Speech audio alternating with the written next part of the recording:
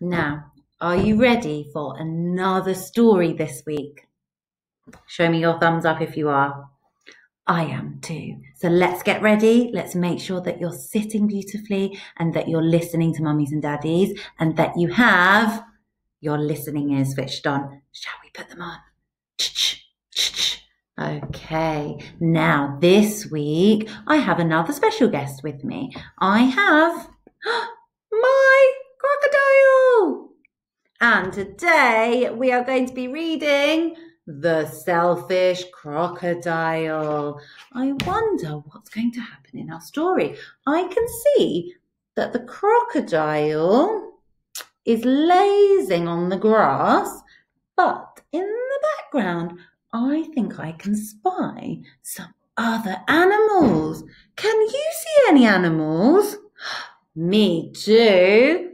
I can see a giraffe and a zebra and many, many more. So let's find out why the crocodile is being a little selfish, shall we?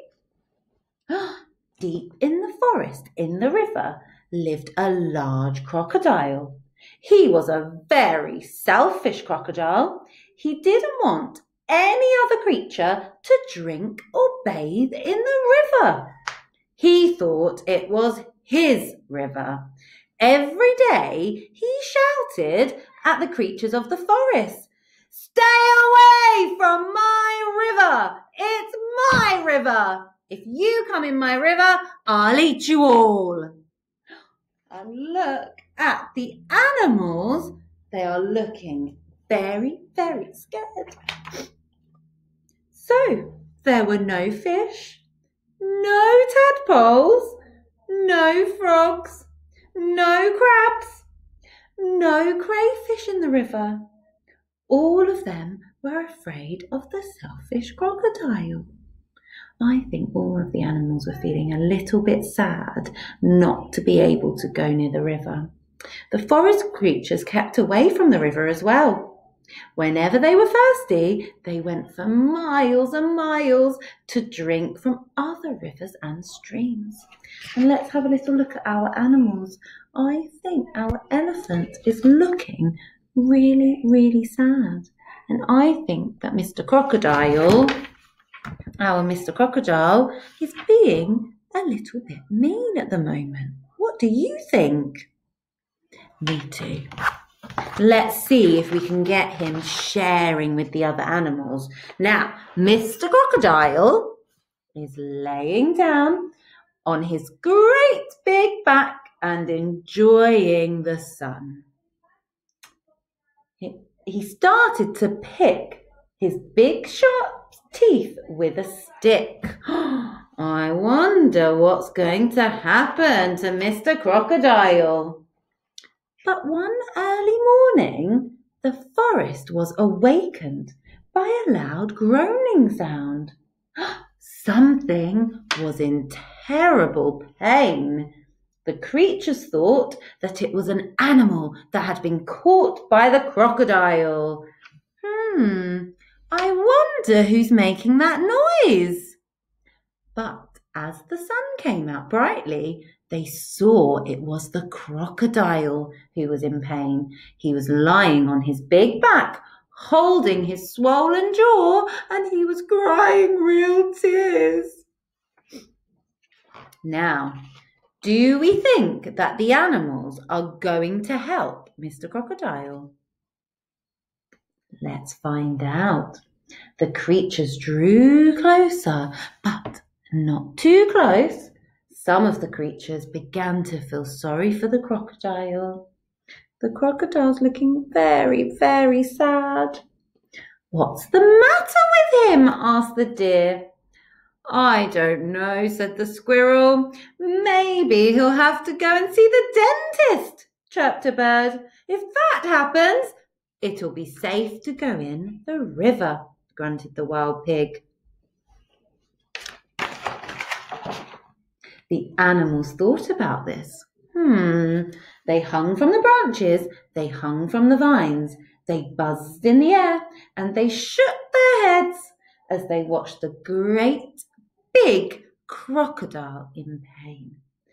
No animal tried to help. Poor Crocodile, no one wants to help him.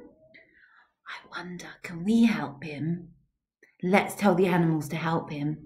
Please help him. Suddenly, a little mouse appeared, sniffing the air. He ran along the crocodile's tail, then up to his tummy, and the other creatures stared, and we can see the mouse running and scuttling along up to his mouth. I wonder if the mouse is going to help. Look at that mouse, chattered the monkey. He's either very brave or very mad. He's going to be eaten for sure, said the iguana. The mouse crept along the crocodile's big neck and into his open mouth. There was a hush in the forest. Everyone's quiet to see what the crocodile's going to do. I wonder. Look at the mouse. He's creeping through the crocodile's mouth, tooth by tooth, going through each little piece. I hope the crocodile doesn't go. Snap. Let's find out. The mouse got hold of something. He pulled and he pulled and he pulled. Then he put it on his shoulder and walked out of the crocodile's mouth.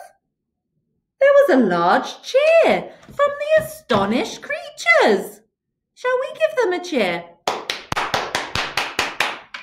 The crocodile sat up and said, I don't feel any pain anymore. It's all gone. Then he saw the mouse walking down his tummy, carrying an enormous crocodile tooth on his shoulder. Your bad tooth was giving you a toothache, answered the mouse, turning around to face the now smiling crocodile. Do you want it back? Oh, no, get rid of it. And when you've done that, come back. I have a present for you. The mouse went back and buried the bad tooth under a tree, and when he returned, the crocodile had a nice juicy nut waiting for him. And we can see that the mouse is burying the tooth there underneath the tree. As the crocodile watched the mouse eating the nut, he said to him, You were very clever getting rid of my toothache, and very kind too. I'm so grateful, but what shall I do if my toothache comes back?